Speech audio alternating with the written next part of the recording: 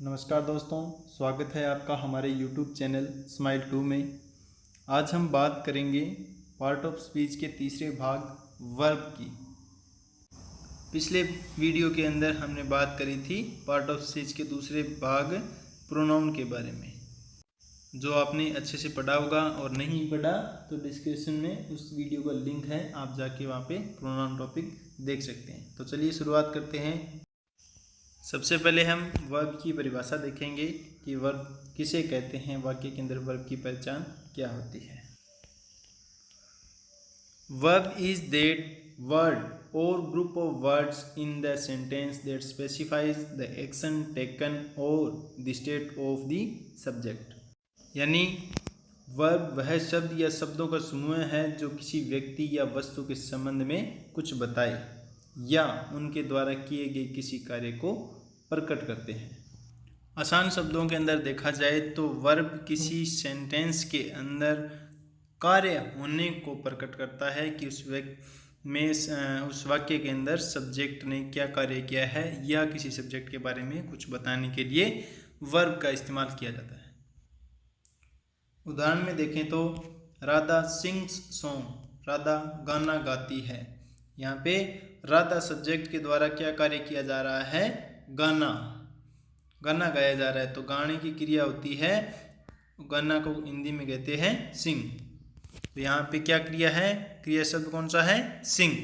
अगले उदाहरण के अंदर देखें तो राहुल इज प्लेइंग क्रिकेट। यहाँ पे मुख्य क्रिया क्या है, प्ले, क्योंकि राहुल के द्वारा किया जाने वाला कार्य है खेलना।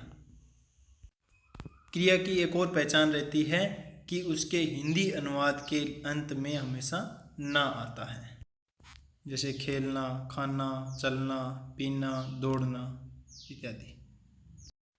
वर्ब की परिभाषा जानने के बाद में, वर्ब की पहचान करने के बाद में अब बात करेंगे वर्ब के प्रकार के बारे में, क्रिया के प्रकार के बारे में। काइंड्स ऑफ वर्ब, दो प्रकार की वर्ब होती है, क्रिया होती है। एक तो है ट्रांजिटिव वर्ब और दूसरी इनट्रांजिटिव वर्ब। बात करते हैं एक नंबर प्रकार की, ट्रांजिटिव वर्ब। हिंदी में इसको कहते हैं सकर्मक क्रिया। नाम से ही इसका अंदाज़ा लगा सकते हैं, सकर्मक यानी कर्म के साथ आने वाली क्रिया। जिस क्रिया में सब्जेक्ट के साथ ऑब्जेक्ट भी होता है वहाँ ट्रांजिटिव क्रिया का इस्तेमाल होता है।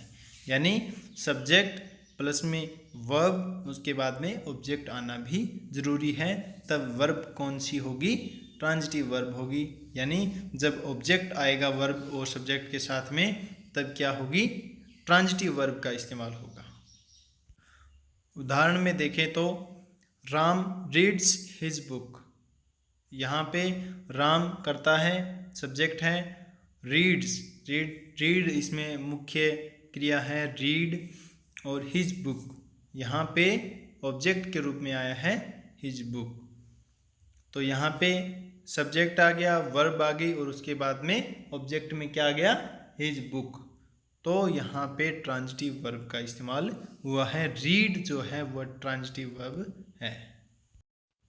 इसी प्रकार दूसरा वाक्य है, दूसरा उदाहरण है we are going to school. यहाँ पे गो वर्ब है जो ट्रांजिटिव वर्ब है।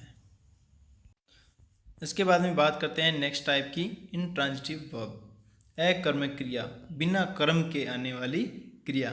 जिस वर्ब में सब्जेक्ट के साथ कोई भी ऑब्जेक्ट नहीं होता है वहाँ इनट्रांजिटिव वर्ब का इस्तेमाल होता है। सब्जेक्ट आता है, उसके तुरंत बाद में वर्ब आती है और यहाँ पे यह जो क्रिया है वह ऑब्जेक्ट का इस्तेमाल नहीं करती है।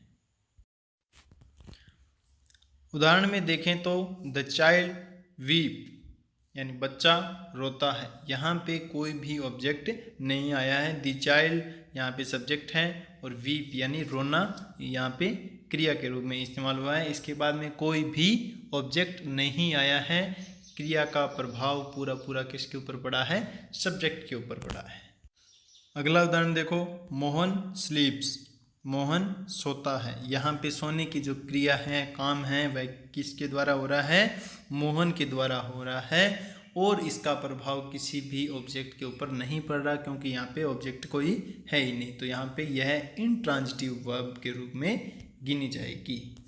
इसके बाद में बात करेंगे अपने दूसरे आधार के बारे में। वाक्य की संरचना के आधार पर वर्ब के कितने प्रकार होते हैं। वर्ब वाक्य की संरचना के आधार पर दो प्रकार की होती है। एक नंबर है मेन वर्ब यानी मुख्य क्रिया, और दो नंबर है हेल्पिंग वर्ब यानी सहायक क्रिया। मेन वर्ब मुख्य क्रिया, जैसा कि नाम से स्पष्ट है, मुख्य क्रिया की क्रिया में जो मुख्य हो उसकी बात करेंगे अपने। Main verbs have major meaning in the sentences. Example के तौर पर sleep, make, buy, finish, complete etcetera. यहाँ पे मुख्य कार्य क्या हो रहा है वाक्य के अंदर, उसके बारे में जो शब्द हमें बताए वह क्या होगी, मुख्य क्रिया होगी। वाक्य के प्रमुख अर्थ हैं, मुख्य वर्ब बताते हैं। जो वाक्य के प्रमुख अर्थ होता है कि काम हो रहा है वाक्य के अंदर, इसके बारे में क्या बताया जा रहा है वह है, जैसे रोना, बनाना, खरीदना, पूरा करना इत्यादि। फाइट, फाइट यानी लड़ना, सिंग यानी गाना, बाथ यानी नहाना, बाई यानी खरीदना एक्सेट्रा। ये सारी क्या है, मेन वर्ब्स के रूप में इस्तेमाल होती है। इसके बाद में दो नंबर है हेल्पिंग वर्ब यानी सहायक क्रिया।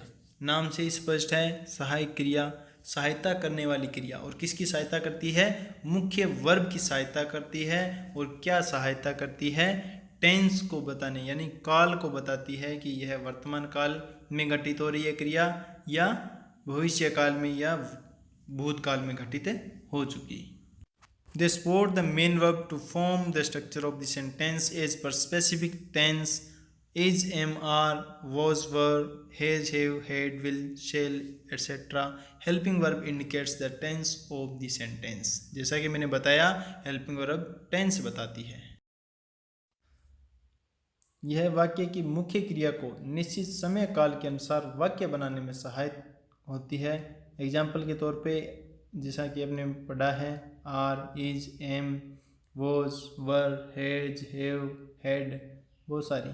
तो इसके बाद में यहाँ पे वाक्य में क्रिया किस काल में घटित हो रही है, यह आपको कौन बताता है, हेल्पिंग वर्ब। इस प्रकार वर्ब टॉपिक है वो अपने ऑल ओवर समझ सकते हैं और इसको याद करिएगा, ज़्यादा से ज़्यादा प्रैक्टिस करने की कोशिश कीजिए और ट्रांजिटिव और इंट्रांजिटिव के अंदर डिफरेंस निकालने की भी कोशिश करिए कि कौन सी वर्ब ट्रांजिटिव वर्ब है और कौन सी इंट्रांजिटिव वर्ब है।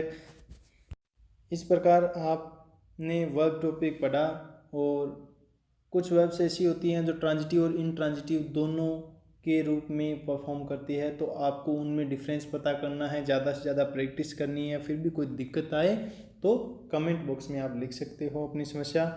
Thanks for watching. मिलते हैं नेक्स्ट टॉपिक के साथ में।